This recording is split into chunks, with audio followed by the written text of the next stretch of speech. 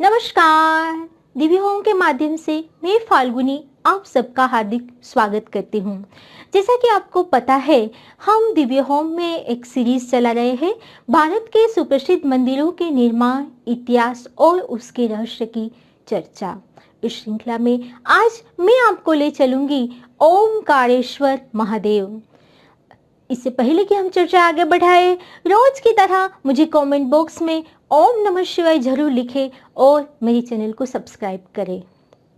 ओमकारेश्वर जो मध्य प्रदेश के खंडवा जिले में स्थित है, जो 12 ज्योतिर्लिंग में चतुर्थ ज्योतिर्लिंग माना जाता है। ओमकारेश्वर चारों ओर विंध्याचल की पर्वतमाला की हारमाला में तथा बीच में कलकल बहती नर्मदा के तट पर, जहां मां नर्मदा और कांवरी का सुभग संयोग हो रहा है, ऐसे में वहां पे बनता है ओम नामक एक सुंदर देदीप्यमान द्वीप, कि जिसकी वजह से इस ज्योतिर्लिंग को ओमकारेश्वर नाम मिला है। आइए जानते हैं ओमकारेश्वर मंदिर के इतिहास के बारे में। वैसे तो इस मंदिर के इतिहास के बारे में काफ़ी मतभेद रहा है, लेकिन मोटे तौर पर देखा जाए तो 10वीं से लेकर 13वीं शताब्दी तक इस मंदिर पर परमार वंश का आधिपत्य था। 14वीं से लेकर 16वीं शताब्दी पर इस मंदिर पर चौहान वंश का आधिपत्य था। बाद में 18वीं शताब्दी में इस मंदिर पर मराठा वंश का आधिपत्य रहा, जिन्होंने इस मंदिर का पुनरुद्धार किया, इस मंदिर को नया 5 मंजिला इमारत दिया तथा आसपास भी लगभग 68 जैसे छोटे छोटे मंदिर बनवा के इस पूरे ज्योतिर्लिंग को तीर्थधाम बनाया। ये है इस मंदिर का इतिहास। आइए जानते हैं इस मंदिर की पौराणिक कथा। शिव पुराण के कोटि रुद्र संहिता के अध्याय 18 में इस मंदिर के बारे में हमें कुछ रेफरेंस मिलता है, जिसके आधार पर इस मंदिर की 2 पौराणिक कथा है। पहली पौराणिक कथा के अनुसार, जिसका उच्चतम शिखर है, ऐसे घमंड में जो फिर रहा था, वो था विंध्याचल पर्वत, कि जिसके ऊपर एक बार देवर्षि नारद ऋषि आए और उन्होंने कहा कि आपको अपने उच्चतम शिखर पर घमंड है, लेकिन आपसे तो ऊंचा शिखर में सुमेरु पर्वत का है, जो देवलोक तक पहुंचता है। इस बात से दुखी होकर विंध्याचल पर्वत ने मन में ठान लिया कि यदि सुमेरु पर्वत का शिखर देवलोक तक पहुंचता है, तो मुझे मेरे शिखर पर देवों के देव महादेव को स्थापित करना ही पड़ेगा। इस बात का अड़ग निश्चय करने के बाद विंध्याचल पर्वत ने वहां पे एक पारद शिवलिंग बनाया और लगातार 6 महीने तक वो भगवान शिव की कठोर तपस्या करने लगे। इसकी तपस्या से आसपास के ऋषिगण भी बहुत प्रभावित हुए। 6 महीने के बाद भगवान सदाशिव साक्षात उनके सामने विराजमान हुए और उन्हें वरदान मांगने के लिए कहा।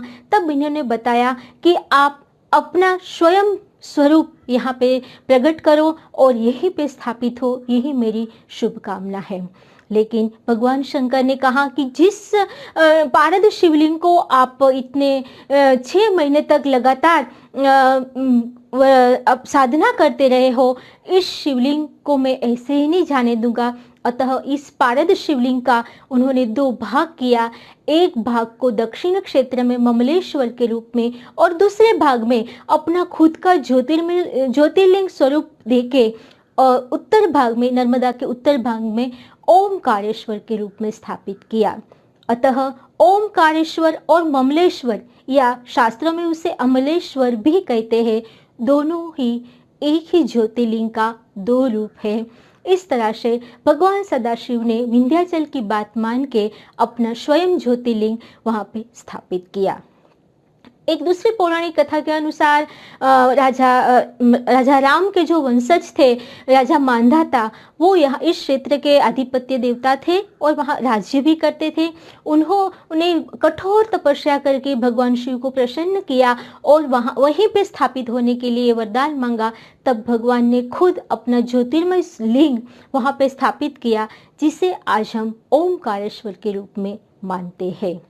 ये दोनों ही पौराणिक कथा हमें शिव पुराण में तथा कहीं कुछ कथा हमें स्कंद पुराण के रेवाखंड में भी उसके कुछ रेफरेंस मिलते हैं। ये तो हुई इस मंदिर के पौराणिक कथा की बात, लेकिन आइए जानते हैं इस मंदिर की कुछ विशेषता, कुछ चमत्कार कि जिससे ये मंदिर हमें कुछ खास लगता है। इस मंदिर का सबसे बड़ा चमत्कार जिसे कहे, सबसे बड़ी विशेषता कहे, तो इस मंदिर में भगवान शंकर साक्षात माता पार्वती के साथ रोज रात को विश्राम करने आते हैं।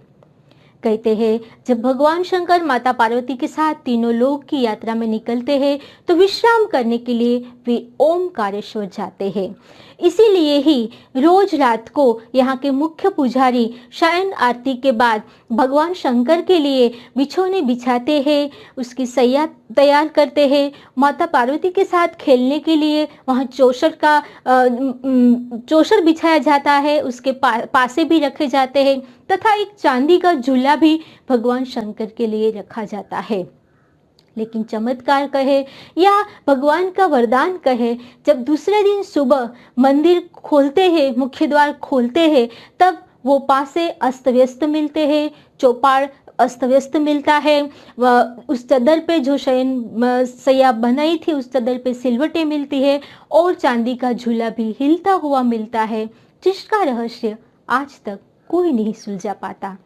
आसपास के लोक मत के हिसाब से यहाँ भगवान शंकर माता पार्वती के साथ स्वयं सूक्ष्म रूप में रोज आते हैं।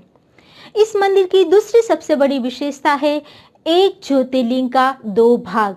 जैसा कि मैंने आपको पौराणिक कथा में बताया कि एक ही ज्योतिर्लिंग है ओमकारेश्वर और ममलेश्वर, लेकिन उसका दो भाग है, जो कि 12 ज्योतिर्लिंग में एक भी ज्योतिर्लिंग में ऐसा दो भाग कहीं नहीं है। ये इसकी सबसे बड़ी विशेषता है। इस मंदिर की तीसरी सबसे बड़ी विशेषता ये है कि इस मंदिर में जो शिवलिंग रखा गया है ओमकारेश्वर में, वो मुख्य द्वार के बिल्कुल सामने नहीं है, लेकिन कोने में स्थित है। और तो और इस शिवलिंग के ऊपर शिखर नहीं है। बाकी के सारे ज्योतिर्लिंग के ऊपर शिखर विद्यमान रहता है और नीचे शिवलिंग रहता है, लेकिन ओमकारेश्वर मंदिर में शिखर नहीं है। लोकमत के हिसाब से पहाड़ों की ढलान की वजह से शायद शिखर नहीं बनाया गया। इसके साथ साथ इस मंदिर के मुख्य द्वार के सामने नंदी जो है उसके नीचे एक बहुत बड़ा स्तंभ है, वो भी अपने आप में एक बहुत बड़ी विशेषता है। इस मंदिर की चौथी सबसे बड़ी विशेषता है मंदिर की परिक्रमा। ओमकारेश्वर मंदिर की परिक्रमा 16 किलोमीटर की लंबी परिक्रमा है। इस परिक्रमा पथ बाकी सब ज्योतिर्लिंग और बाकी सब मंदिर से सबसे लंबा परिक्रमा पथ माना जाता है।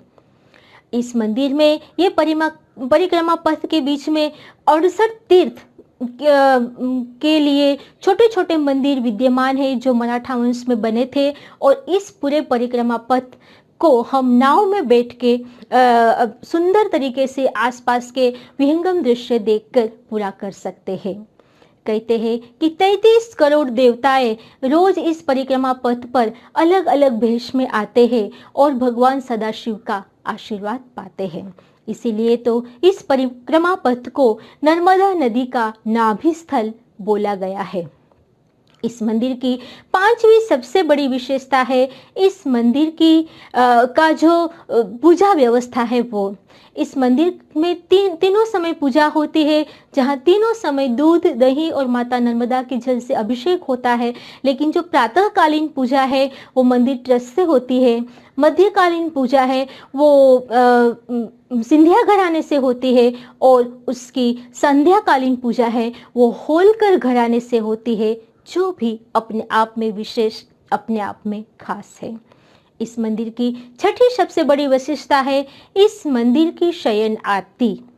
जी हाँ, आप सही सुने, इस मंदिर में रात को 8:30 बजे शयन आरती होती है, जिसे गुप्त आरती बोला जाता है, क्योंकि गर्भगृह में केवल और केवल मुख्य पुजारी आरती के लिए जा सकते हैं। इसके उपरांत भक्तगण उस आरती को केवल सुन सकते हैं, क्योंकि मुख्य पुजारी पर्दा बंद करके आरती करते हैं, इसीलिए इसे गुप्त आरती कहा जाता है। बाकी के भक्तगण सिर्फ आरती का मजा ले सकते हैं। कहते हैं कि लगभग शयन आरती के समय ही कभी कभी भगवान शंकर साक्षात आ जाते हैं, इसीलिए उसे गुप्त रखा जाता है। इस मंदिर की छठी सबसे बड़ी विशेषता है आदि गुरु शंकराचार्य की यहाँ पे दीक्षा और शिक्षा लेना। ओमकारेश्वर मंदिर में आदि गुरु शंकराचार्य ने अपने अपने गुरु श्रीमद् गोविंदाचार्य भगवत पाद से दीक्षा लिया था। यहीं से उन्होंने वेद और उपनिषद की शिक्षा ली थी और वेद और उपनिषद के गहन अध्ययन करके आम जनता के लिए उसे सुलभ बनाया था। आज भी वहां पे गोविंदेश्वर नामक एक गुफा है जिसमें बैठ के आदि गुरु शंकराचार्य ने माता कालिका की गहन उपासना की थी और ललिता सहस्त्र नामक स्तोत्र का निर्माण भी किया था, जो भी अपने आप में खास, अपने आप में विशेष है। मुझे उम्मीद ही नहीं लेकिन पूर्ण विश्वास है कि जहाँ देवों के देव महादेव साक्षात आते हैं, जहाँ 33 करोड़ देवताएं अलग अलग रूप लेके भगवान सदाशिव का आशीर्वाद पाते हैं, ऐसे दिव्य और देदीप्यवान द्वीप जिसे जागृत द्वीप भी कहा जाता है, वहाँ उस द्वीप में जल्दी से आपको यात्रा के लिए शुभ संयोग बनेगा। आप उसकी यात्रा जल्दी से कर पाएंगे। भगवान शंकर का आपको आशीर्वाद भी मिलेगा, क्योंकि कहा जाता है कि नर्मदा नदी के एक एक कंकर में शंकर विराजमान है। भगवान शंकर आप पर जरूर कृपा बरसाएंगे। और यदि आपने ऐसे पावन धाम की यात्रा की है तो मुझे कमेंट बॉक्स में जरूर लिखें। ये यात्रा का आपका अनुभव मुझे पढ़ने में और जवाब देने में बहुत अच्छा लगेगा। एक बार फिर से आप सबका बहुत बहुत